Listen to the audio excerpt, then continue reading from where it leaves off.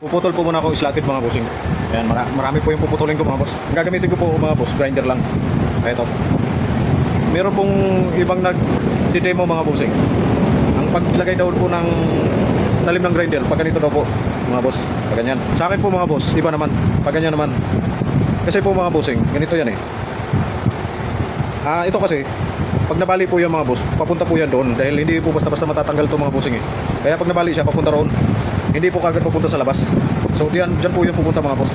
Kaya yan po yung tinatandaan ko mga bossing. Kailangan ito nasa loob. Para pag mabali man yan, papunta po talaga yan doon. Maliban na lang kung pag ginanyan yung mga boss. Pag nabali siya, palabas po talaga yan mga boss. Kasi kakapit pa po yan siya dito. Hindi basta-basta matanggal yan mga bossing. Sabi po kasi nag-demo mga boss, tutorial, pag ganyan daw. Pero kapag sa malalaking company mga boss, bawal po yung ganyan. Bawal po yan. Ang sabi niya, pag ganyan daw eh.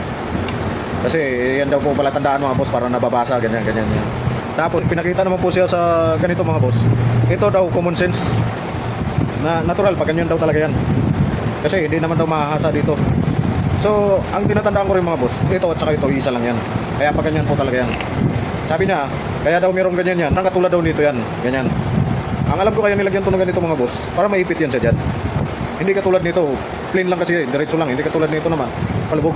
So may ibig sabihin yan, kaya nilagyan ng ganyan. Hindi yan katulad dito. Sa pagkakating ko kasi mga bossing, marami pong kanya-kanyang paraan. Pero sa akin, pag ganito mga boss, yun din po kasi ang gusto ng safety mga bossing sa malalaking company. Ayaw po nila ng pag ganyan. Ako mga boss, hindi po professional na magkakating ng ganito mga boss. Pero tinatandaan ko lang po yung sabi ng safety. Ganyan lang. So, yung iba, kanya-kanya naman po yan mga bossing. Depende lang po kung ano yung gusto nyo.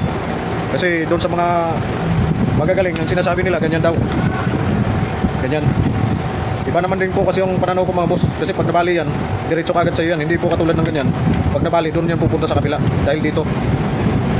So, yun lang po yung sa tingin ko mga bossing. Idea lang po yan mga boss. Depende pa rin po yun sa inyo yan. Kung anong gusto nyo, pag ganyan. Ang importante lang naman, magawa natin yung pinapagawa sa atin. At saka ito rin po yung sinasabi ng safety. Ganyan, hindi pa ganun po mga boss.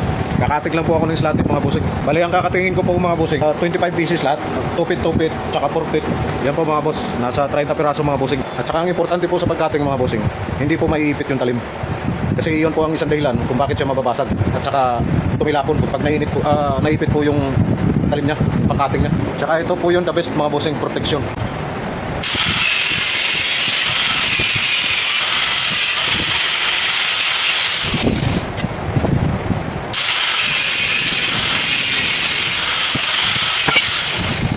May mga guhit na puto mga bossing, kaya putol na lang po ako ng putol.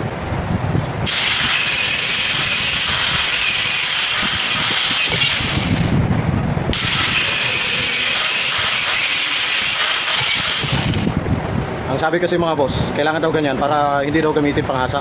Eh hindi naman po talaga panghasa to mga bossing, pamputol lang naman talaga to. Kaya yun yung explanation niya rito mga boss. Ito na po yung slatted natin mga boss. Tapos na po lahat yan mga bossing. Bali 40 pieces po yan lahat mga boss. So yun lang po mga bossing. Like, follow, share na lang po mga boss. Thank you very much po.